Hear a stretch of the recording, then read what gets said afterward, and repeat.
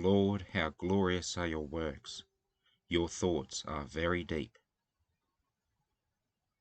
Just as we conclude our study through Hosea, Paul comes around full circle on the line of reasoning he began in chapter 8. We have been through the ringer, doctrinally speaking. First, we were assured that Christ's work on the cross is all that we need to be saved.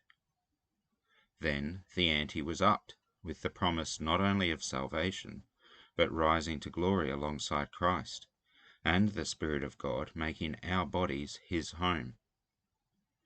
We then found some pretty confronting ideas.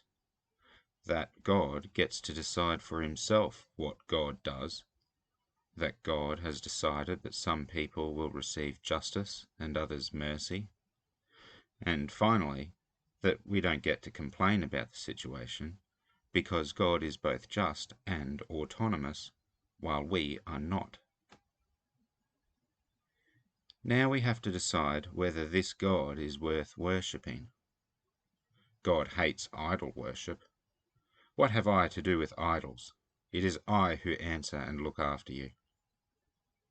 An idol is simply another word for a god we invent in our own head. Many people worship a god they have made up.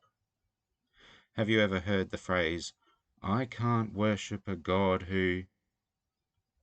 Sounds suspiciously idolatrous, no?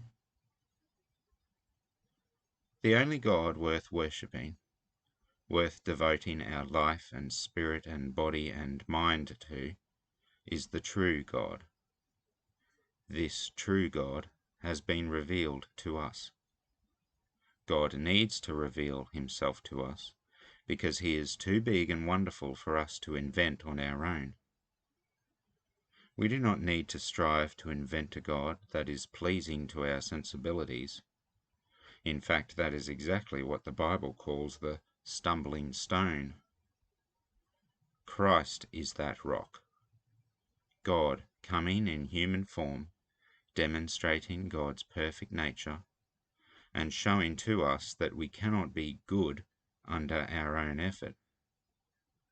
Then on top of all that, dying on the cross and rising to life again to provide the actual means for us to be as good as God.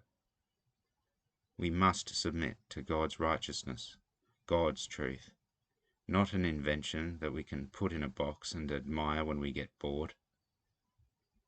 Those who are wise understand these things. Those who are discerning know them.